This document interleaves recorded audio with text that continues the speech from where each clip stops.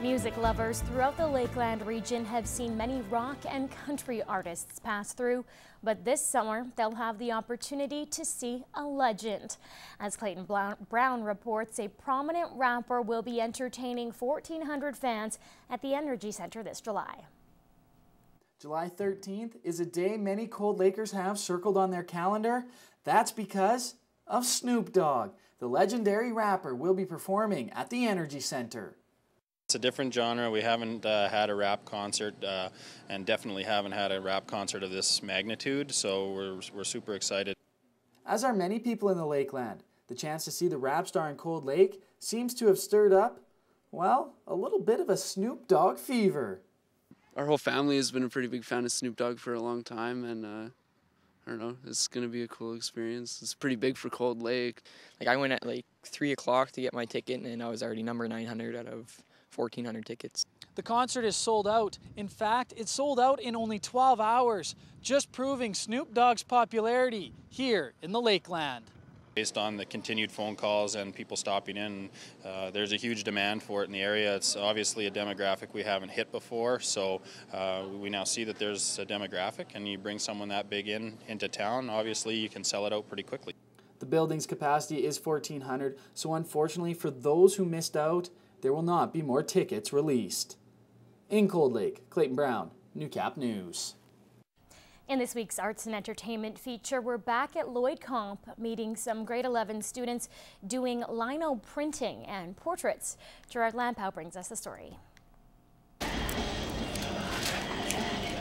Lino printing is an old art dating back to the days of making a template for a stamp. Lino printing is when you carve something out of lino and then you put ink over it and then you can print it so you put it on paper so you can make multiple copies of it. Courtney tells us what she's working on. The print on my desk is a person, like it's his face, and so I made it so only his most prominent features are darkened. She also does self-portraits. While admitting they are harder to do, this one took about 15 hours, and this next drawing of a 60s model, well. And then we could just draw them, and yeah, I chose Twiggy and I drew her, and it took me a really long time.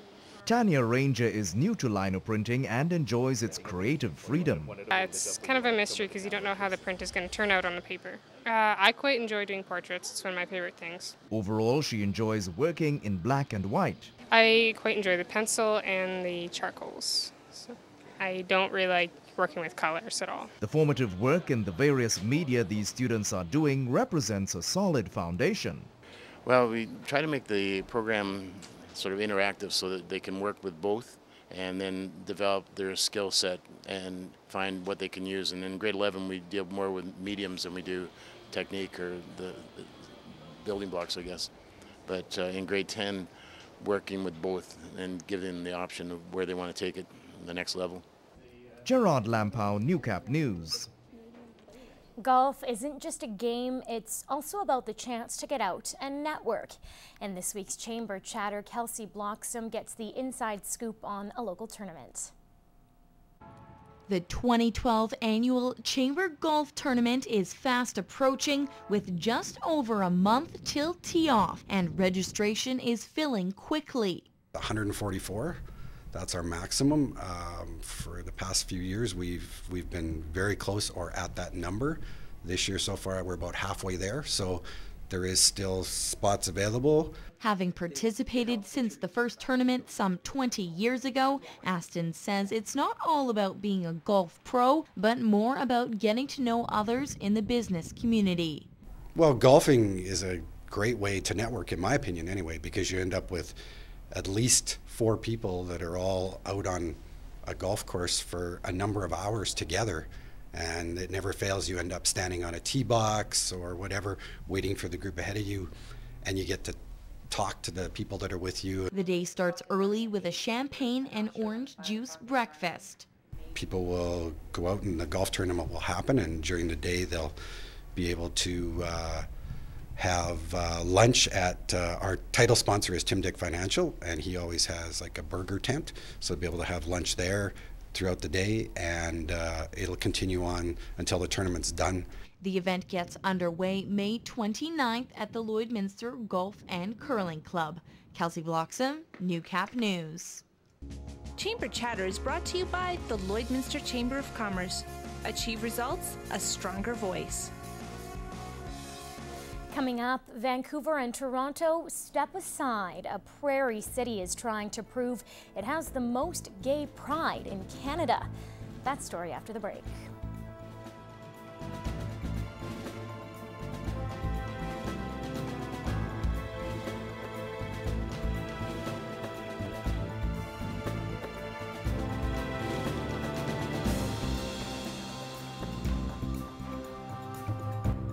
Stocks and oil prices brought to you by Spectrum Restoration. When disaster strikes, don't wait. Call the professionals at Spectrum Restoration, a certified member of the Canadian Disaster Restoration Group. Grain growers from across the region are gearing up for seeding, but this year canola farmers will have to take some extra precautions. Last summer, a canola field south of Vermilion tested positive for clubroot disease, and ever since, local grain growers have been bracing for the worst. In this week's Agriculture Report, Peter Quinlan shows us what farmers can do to protect their crops.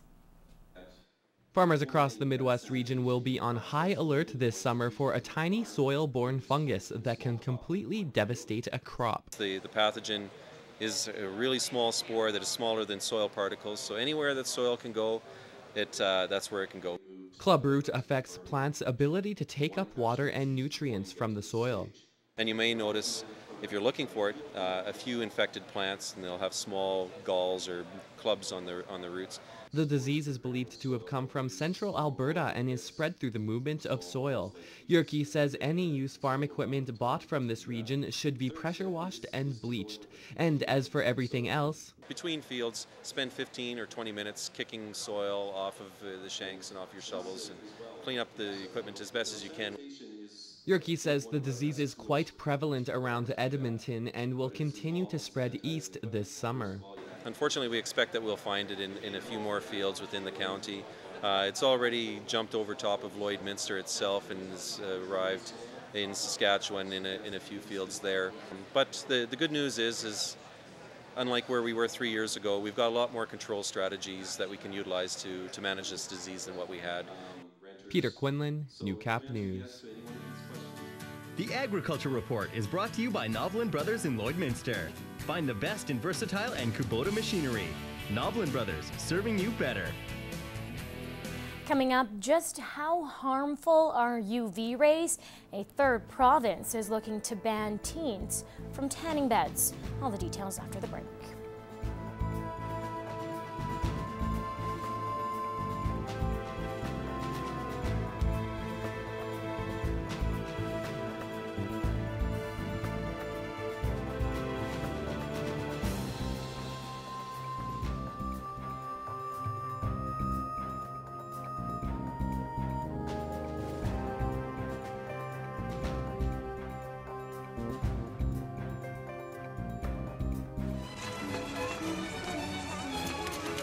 The ag and commodity prices are brought to you by City Center Auto Body. Look, Mom. At City Center Auto Body, they can fix anything.